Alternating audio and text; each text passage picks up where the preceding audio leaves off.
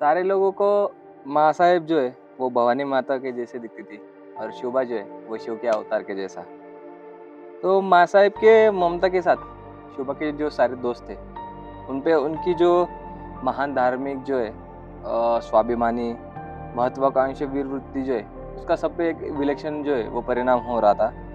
और इसी के साथ राजे जो थे शोभा जो थे वो अपने सारे जिगरी दोस्तों को राज्य व्यवहार के जितने भी सारे पार्ट है वो अपने बोलचाल से देते थे, क्योंकि उन्हें पता था कल के राष्ट्र का जो राज्य कारभार है वो उनके भी कंधों पे आने वाला है। तो इसका एहसास वो उनके बोलचाल से जो है वो सबको देते थे। तो पिछले चैप्टर्स में हमने देखा कि जो अपने शुभा है उनकी लाइफ जर्नी कैसी थी, लेकिन जब उन्होंने एक परिवर्तन लाने वाला महिलाओं के लिए जो निर्णय लिया था तो उसके बाद उनकी जो न्यू जर्नी है वो चालू होने वाली थी। तो अब यहाँ से उनकी राजे शिवराय से छत्रपति बनने वाली की जो सफ़र है वो कैसे हो गए, अब हम यहाँ से देखना चालू करेंगे। तो आज हम इस चैप्टर में देखेंगे कि उन्होंने सबसे पहले कौन सा किला जीता, फिर वो जीतने के बाद उनके जो कदम है वो कैसे कैसे आगे बढ़ रहे थे। तो चलो जानते हैं। महाराष्ट्र 5 सुल्तानी अजगरों की जो कुंडली है उसमें बुरी तरह से अटका हुआ था। तो उसमें के सबसे पहले थे दिल्ली के मंगोल, उसके बाद दूसरे थे बीजापुर के आदिल शाह, उसके बाद तीसरे थे गोवा जो है उधर के फिरंगी गोरंदर, उसके बाद जंजीरे का जो सिद्धि है वो था, उसके बाद पांचवा जो थे वर्धा और गोदावरी के उस पार वाले कुतुब शाह। तो इन पांचों के कुंडली में जो है वो महाराष्ट्र बुरी तरह से फंसा हुआ था। उनका जो जबरदस्ती से क्रूरता करना या फिर जो अन्याय जो हो रहा था तो उसकी वजह से जो सारी जनता है वो तिल तिल करके रो रही थी, मर रही थी।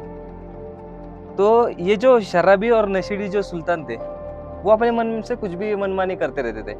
जैसे मन किया उन्होंने तो बना दिया एक ब्राह्मण जो थे विठल जगदेव, उनको हैबत खान।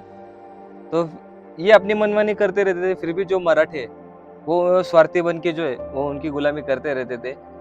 वो अपना इतिहास भूल चुके थे। अगर वो मौर्य और शिर्के जैसे लड़ते थे तो शायद इनके बाप से भी नहीं हारते थे।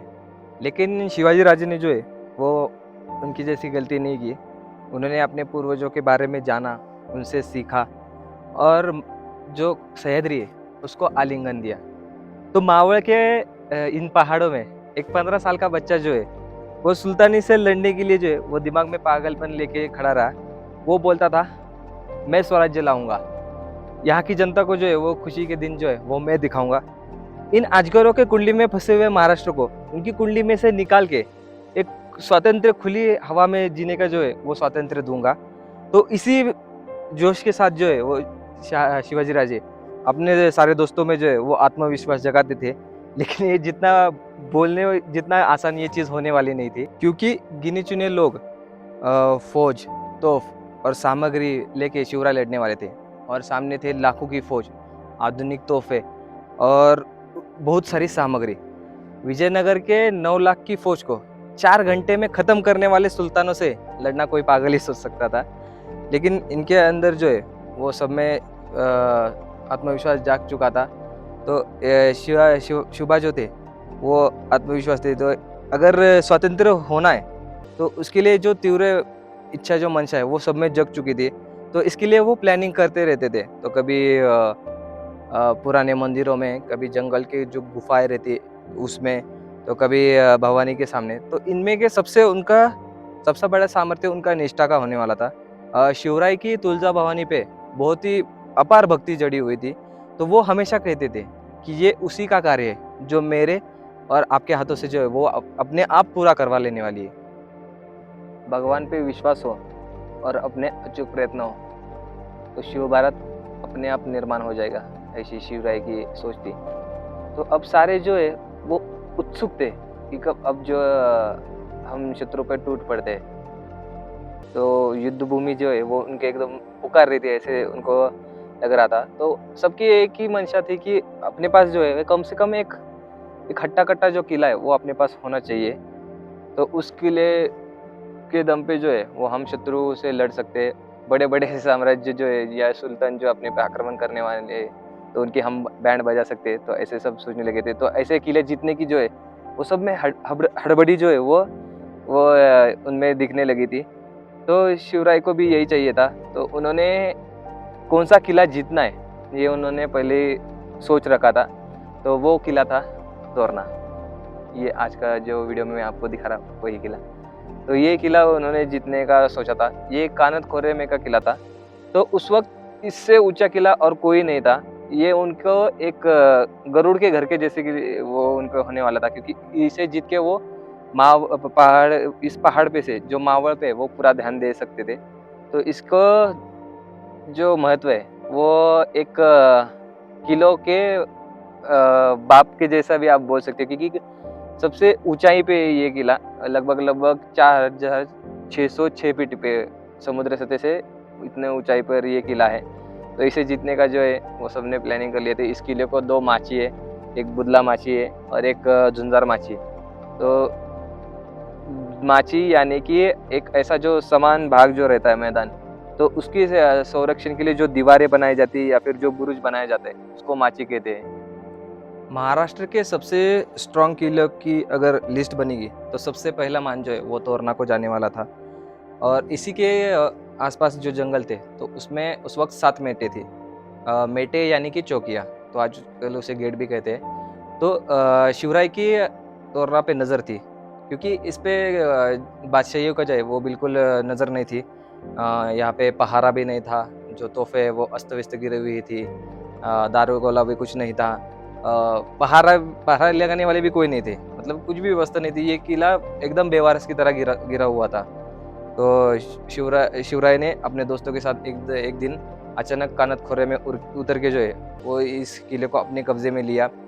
बिन्नी के दरवाजे पे भगवा फड़फड़ाने लगा और जो चौकियाँ थी दरवाजे पे थे और जो बुरुज थे उन पे सब जो है वो पहारे लगे। तो तोरना जो है वो स्वतंत्र हुआ। नगारे बजे और हर हर महादेव के साथ गुंज के साथ जो तोरना के मन को जो है आत्मा को जो है वो सुकून मिला।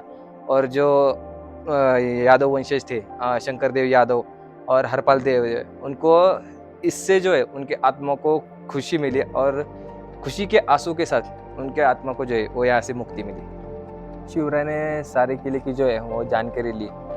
तो कुछ इस किले का जो है वो काम जो है वो आधा अधूरा बचा हुआ था और जो तटबंदी थी उसको भी जो दुरुस्ती की जो है वो ज़रूरत थी। तो वो उसके कारोबार जो है वो किले का वो चालू हुआ। जो तोहफे अस्त व्यस्त गिरी हुई थी तो उनको बुर्जों पे रखने का काम चालू हुआ। तो एक तरह से जो है वो उनका संसार ही जो है वो सारा किले का या घर के संसार के जैसे राज्य का संसार है जो शिवबा के यानी शिवराय के कंधों पे आ गया था। तो 12 मावल में घूम के अपने दादाजीपन ने जो इतनी मेहनत से सारी चीज़ें जमा की थी, जिस चीज़ के लिए की थी उसका शुभ मुहूर्त लग चुका था। तो इसे देख के दादाजीपन को बहुत ही धन्य लगने लगा। तो तटों की जब दुरुस्ती का काम चल रहा था तो भवानी ने चमत्कार किया और इसके जो किले के जो तट थे, तो जो बुरुज थे या फिर जो दीवारें थी, उस तटों में सोने से भरे हुए जो वो उनको धन मिला। बहुत सारे जो बड़े बड़े हंडे जो रहते वो उनको मिले। तो सब लोगों को विश्वास था कि जो भवानी माता है वो शिवबा पे प्रसन्न है।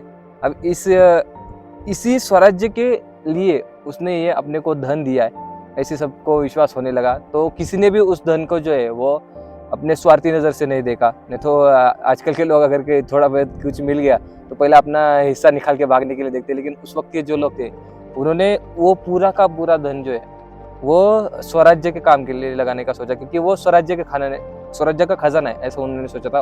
उस खजाने का स्वराज्य के निर्माण के लिए जो है वो इस्तेमाल करना चालू हो गया था। तो इसी वक्त जब ये किला जीतने के बाद शिवराय की जो है ना एक और जगह पे जो है पहाड़ पे उनकी निगाह थी। तो उसे मुरुमदेव का पहाड़ भी कहा जाता था। तो वो भी एक किले के जैसा ही था, जो आधा अधूरा जो उसका कंस्ट्रक्शन हुआ था वो भी बेवारस गिरा हुआ था। तो उसे भी देखते देखते शिवराय ने अपने कब्जे में ले लिया। तो उसकी भी दुरुस्ती का काम जो है वो उस खजाने का यूज करके जो है उसको फिर से जो बांधना है वो काम चालू हुआ। तो शिवराय ने जो उस मुरुमदेव के पहाड़ को जो है उसका नाम बदल के राजगढ़ कर दिया, जो आज का राजगढ़ किला कहलाता है। तो शिवबा के कदम जो है शिवराय के वो एकदम तेजी से घोड़ों के जैसे भागने चालू हो गए थे। तो इसी वक्त जो अपने दादाजी पंत थे उन्होंने धमाले के देशमुखों के जो कब्जे में कुंवारीगढ़ था, वो भी अपने कब्जे में ले लिया, जो मोसे-खोरे से एकदम नज़दीकी था, जो अपने बाजी पासलकर जो थे, उनके आजू-बाजू था, तो उनसे ही उन्होंने अपने कब्जे में ले लिया उसको। तो उसके बाद जो किले, उनकी जो दुरुस्ती वगैरह जो है, उसका सारा कारोबार चल रहा था। तो ऐसा कहा जाता था कि इन्होंने किला इसलिए जीता, क्योंकि कहा जाता था कि जिसका किले पे राज होता है, उसी के आजू-बाजू का जो मुल्क रहता है, तो उसी पे उसका राज रहता है। तो इसलिए उन्होंने ये सारे जो दुर्लक्षित जो किले थे, उनको पहले जीतना उन्होंने ज़्यादा इम्पोर्टेंस दिया, क्योंकि यहाँ पे ज़्यादा सेना भी नहीं थी। बिना लड़ाई किए इन्होंने 3 से 4 जो किले थे, वो अपने कब्जे में ले लिए थे, वो भी कुछ ही महीनों के अंदर। इस वक्त जो हिरण्यकश्यप है, भोर है, या फिर रोहित खोरे का जितना भी जो मुल्क था, तो उस पे बादशाही अधिकार था। तो उसका जो कारोबार है, वो है शिरवड़ के सुबान मंगल किले से देखा जाता था। तो उसका सारा जो लगान जो वसूली जो करने का काम है, वो सुबान मंगल का किलेदार करता था या थानेदार करता था, जिसको आमीन कहते थे। तो उसको खबर लग गई कि जो शाहजी का बेटा है, उसने बगावत करके लोगों को जमा किया और 3 किलों को जो है वो अपने कब्जे में भी ले लिया, और एक किले का नाम बदल के राजगढ़ भी कर दिया है। तो उसको खबर पहुंचाने वाले दूसरे तीसरे और कोई नहीं थे, कुछ हरामखोर और बेईमान मराठे ही थे, जो शिवाजी राजे से और दादाजी पण से बहुत जलते थे।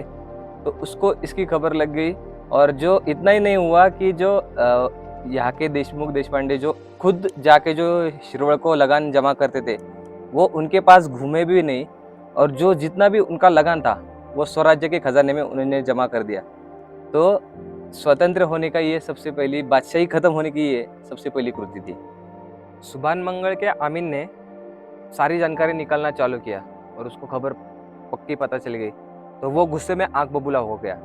तो जैसे ही खबर उसके हाथों में लगी, उसने बादशाह को जो है वो खत लिखना चालू कर दिया। उस खत में उसने लिखा कि शाहजी का बेटा जो है, उसने फालतू और भिखारी लोगों को जमा करके जो है उनका लीडर बनाए, और उनको साथ में लेके जो तोरना किला है और मुरुमदेव का जो किला है, आज उसको भी अपने कब्जे में ले लिया है, और उसका राजगढ़ भी नाम जो है उसने बदल दिया है।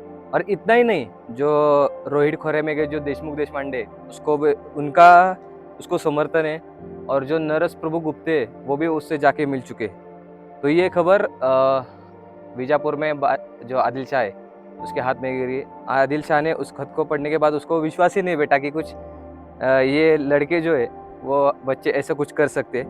फिर भी उसने कहा चलो, ऐसे इन्होंने किया भी होगा, तो चलो इनको जो बकरियों के हम काटते उसकी जैसे इनको काटने का चालू कर दे। लेकिन बादशाह ने जो है उसको एक बार ठीक से देखा, तो उसने सोचा कि ये जो किले, ये सारे दुर्लक्षित किले उन्होंने कब्जे में लिया है, तो उसने इस चीज़ को ज़्यादा इतना इम्पोर्टेंस दिया नहीं।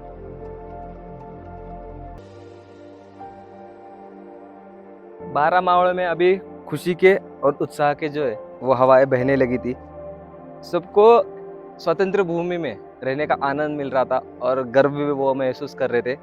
तो अभी उनको पता था कि जो बादशाही फौज है, वो कभी भी अपने पे हमला करने वाली है, तो वो उसको कैसे काटा जाए, तो इस सोच में सब जो है वो सोच रहे थे। तो किसी का दिमाग चीते के जैसे चल रहा था, किसी का दिमाग जो है वो बाघ के जैसे चल रहा था, किसी का दिमाग जो है वो शेर के जैसे चल रहा था।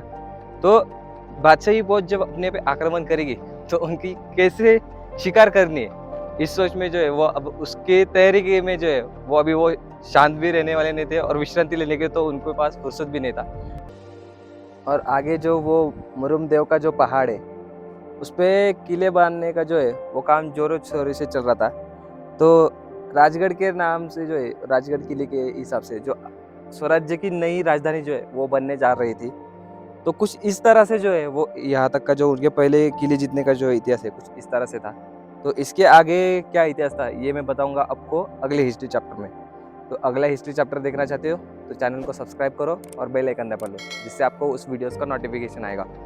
और जो ये मैं प्रयास कर रहा हूँ कि अपने छत्रपति शिवाजी महाराज जी, उनकी लाइफ जर्नी का जो स्टेप बाय स्टेप हिस्ट्री है, तो वो ज़्यादा से ज़्यादा लोगों तक जानी चाहिए, उनको समझनी चाहिए। तो आप आपकी तरफ से भी जो है वो एफर्ट्स लगा सकते हो, वीडियोस को ज़्यादा से ज़्यादा शेयर करके। आप 24 घंटे के लिए आपके जो व्हाट्सअप स्टेटस रहते हैं उसमें लगा सकते हो, या फिर जो व्हाट्सअप के ग्रुप है उनमें भी लिंक्स को जो है वो शेयर कर सकते हो, जिससे उनको भी जो है वो इतिहास समझ में आएगा। तो मिलते हैं आपको अगली वीडियो में, तब तक bye bye, take care. Keep watching, keep sharing.